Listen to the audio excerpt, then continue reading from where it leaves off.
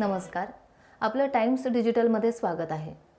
अंगावर शहारे आणणारा प्रतापगडचा हा तेजोमय इतिहास पुन्हा एकदा इथल्या गडाच्या पायऱ्या आणि माची परिसरावर लिहिला गेलाय. ऐन पावसात आणि प्रतिकूल हवामानात देखील हजारो शिवभक्तांच्या उपस्थितीत शनिवारी रात्री प्रतापगडावर पार पडलेला मशाल महोत्सव अभूतपूर्व उत्साहात संपन्न झाला.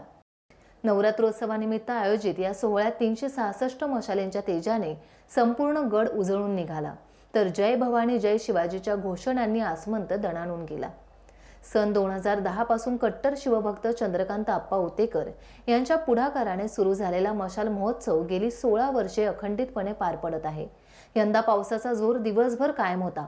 आंबेनळी घाटातील रस्त्याचे काम सुरू असल्याने वाहनांना मोठ्या कष्टाने गडावर पोहोचावे लागले. तरीही अविस्मरणीय क्षणाचा साक्षीदार व्हावे या इच्छेने हजारो शिवभक्त गडाकडे रवाना झाले.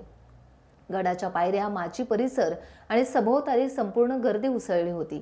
प्रतापगड पार्किंग पासून शिवदुर्ग धाबा, प्रतापगड माची हस्तकला केंद्रापर्यंत वाहनांचा जथा दिसून येत होता. 4 चाकी आणि दुचाकी वाहनांच्या लांबच लांब रांगा लागल्याने परिसरात उत्साहाचं आणि गडबडीचं वातावरण पसरलं होतं.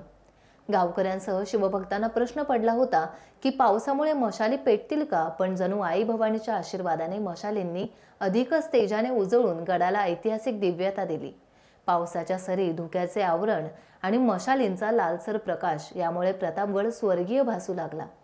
ढोल ताशांचा गजर, फटाक्यांची आतषबाजी, अग्निकलेचे मोहक प्रयोग आणि जयघोषाच्या लहरींनी गडाचा प्रत्येक कण थरारून गेला.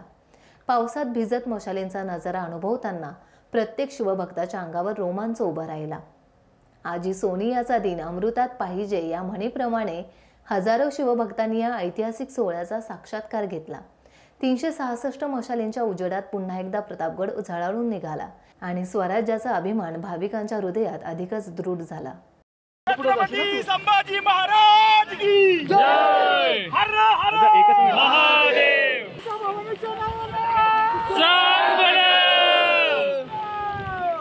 टाइम्स डिजिटलला लाईक करा, सबस्क्राईब करा, शेअर करा आणि बेल आयकॉन दाबायला विसरू नका.